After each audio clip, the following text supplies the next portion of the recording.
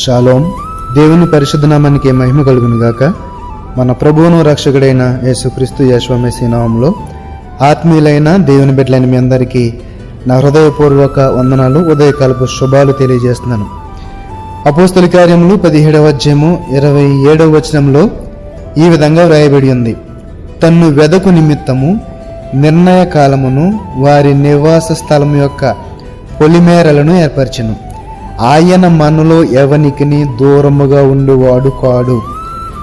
ఆయన మనలో ఎవనికిని దూరముగా ఉండువాడు కాడు. ఒక నిత్య సత్యం ఇది, సర్వసత్యం. తండ్రి అయిన దేవుడు మనలో ఎవనికి దూరముగా ఉండేవాడు కాడు. ఎందుకంటే 26వ వచనంలో చూస్తే గనక, మరియు యావత్ భూమి మీద కాపురముండుటకును ఆయన ఒకరి నుండి ప్రతి జాతి మనుషులను సృష్టించి, వారు ఒకవేళ దేవునిని తడవలాడి కనుగొందరేమో అని తన్ను వెదకు నిమిత్తము నిర్ణయ కాలమును వారి నివాస స్థలం యొక్క పొలిమేరలను ఏర్పరిచెను. కాబట్టి ఈ మాటలో ఒక గొప్ప నిత్య సత్యం. ఆయన మనలో ఎవనికిని దూరముగా ఉండేవాడు కాడు. మరి ఆయన దూరముగా ఉన్నప్పుడు మరి మనకి ఏంటంటే, మన నుంచి ఆ మనలో ఉన్న ఆ యొక్క చీకటి మనలను ఆయన నుండి దూరముగా నెట్టుతుంది. అయితే ఒక వాక్యం మనందరికీ తెలుసు ఏంటంటే, తండ్రి తన చెయ్యి చాపి మనల్ని ఎప్పుడూ కూడా తన వైపుకు లావుకుంటకు, ప్రేమించుటకు, కౌగిలించుకుంటకు ఆయన సిద్ధపడుతున్నాడు. నా హస్తము నిన్ను ప్రేమించుటకు, నిన్ను రక్షించుటకు నా హస్తము కురుచ కాలేదు కదండి. ఆయన తరపు నుంచి ఏ లోపము లేదు. మన నుంచి లోపము, మనలో ఉన్న పాపము, మనలో ఉన్న ఆ యొక్క భ్రష్ట స్వభావము, పాపము, చీకటి, ఇవి మనలను ఆయన నుండి దూరము చేస్తున్నాయి. అంతే తప్ప ఆయన మనలో ఎవనికిని దూరముగా ఉండేవాడు కాడు. ద్వితీయోపదేశకాండము 4వ అధ్యాయం 7వ వచనము చూస్తే, ఏలయనగా మనము ఆయనకు మొరపెట్టినప్పుడల్లా మన దేవుడైన యెహోవా మనకు సమీపముగా ఉన్నట్టు మరి ఏ గొప్ప జనమునకును ఏ దేవుడు సమీపముగా ఉన్నాడు.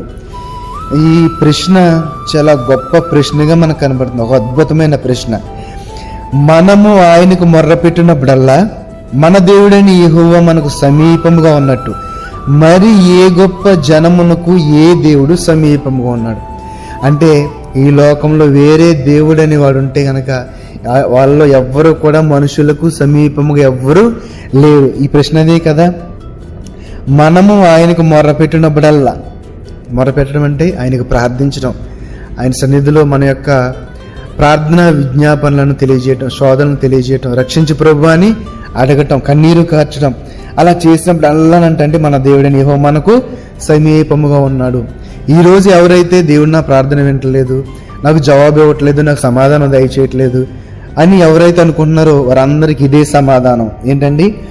మనము ఆయనకు మొర్రపెట్టినప్పుడల్లా మన దేవుడైన యెహోవా మనకు సమీపముగా ఉన్నట్టు మరి ఏ గొప్ప జనమునకు ఏ దేవుడు సమీపముగా ఉన్నాడు. ఎవ్వరూ లేరు. మన తండ్రి అయిన దేవుడు యెహోవా, మన ప్రభు అయిన యెహోవా మెస్సియా, పరిశుద్ధాత్మ దేవుడు మనకి ఎప్పుడు కూడా సమీపముగానే ఉన్నాడు. మరి ఏ జనమునకు ఏ దేవుడు కూడా సమీపముగా లేడని ఒక నిత్య సత్యం ఈరోజు మనం నేర్చుకుంటున్నాము. కీర్తనకారుడు అంటాడు కదా, 19వ కీర్తన 1వ వచనంలో, ఆకాశములు దేవుని మహిమను వివరించినవి, అంతరిక్షము ఆయన చేతి పనిని ప్రచురపరచుచున్నది. మరి ఇవన్నీ కూడా ఆయన సృష్టి ఆయనను ఆరాధిస్తుంది, ఆయనను కొనియాడుతుంది. ఆయన మహిమను వివరించున్న ఆకాశము దేవుని మహిమను వివరిస్తుంటే అంతరిక్షం ఆయన చేతి పనిని ప్రచురపరుస్తుంది. మరి ఆయన మనకు అతి సమీపంగా ఉన్నాడు. మనమే రిసీవ్ చేసుకుంటలేదు, ఆయన మన దగ్గర తీసుకుంటలేదు, ఆహ్వానించట్లేదు. కాబట్టి ఈరోజు మనందరికీ తెలిసింది కాబట్టి ఆయన మనలో ఎవరికి దూరముగా ఉండేవాడు కాదని మనమందరం కూడా ఆయనను మన జీవితంలోనికి ఆహ్వానిద్దాం.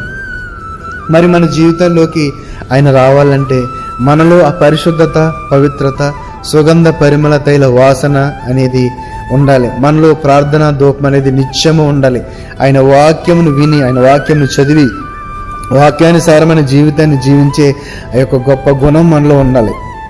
ఇలా ఉంటేనే తండ్రి దేవుడు మన సమీపంలోకి, మనలోకి వచ్చి మన జీవితంలో అద్భుతాలు చేస్తారని చెప్పడంలో ఎటువంటి సందేహం లేదు. కాబట్టి ఈరోజే మన తండ్రిని, మన ప్రభువును, యెహోవా మెస్సీని మన జీవితంలోనికి ఆహ్వానిద్దాం. దేవుని మేలు పొందుకుందాం. దేవుడి మాటను బట్టి మన ఆత్మలను బలపరిచి ఆశీర్వదించి బలపరచును గాక. ఆమేన్. పరిశుద్ధుడా, మహోన్నతుడా, మహాగండ పరమందున మా తండ్రి, మాలో ఎవ్వనికి మీరు దూరంగా లేరు ప్రభువా. కానీ మాలో ఉన్న పాపము, దోషము, నాయన మాలో ఉన్న భ్రష్ట స్వభావము మీ నుండి మమ్మల్ని దూరం చేసినాయి తండ్రి. నాయన మమ్మల్ని క్షమించి నీ బిడ్డలుగా స్వీకరించండి. మాలో ఉన్న ప్రతి విధమైన పాపమును, చీకటిని నజరేయుడైన యేసుక్రీస్తు యెషువా మెస్సీయ నామములో కొట్టివేసి నాయన మీరు మా జీవితాల్లో ప్రవేశించమని, మాలో నివసించమని, మమ్మల్ని పరిశుద్ధపరిచి పవిత్రపరిచి నీ బిడ్డలుగా స్వీకరించమని, నీ రాజ్యంలో వారసులుగా ఉంచమని నజరేయుడైన యెషువా మెస్సీయ నామములో ప్రార్థన అడిగి వేడుకొనిచున్నాము తండ్రి. ఆమేన్, ఆమేన్. షాలోమ్. అందరికి వందనాలు.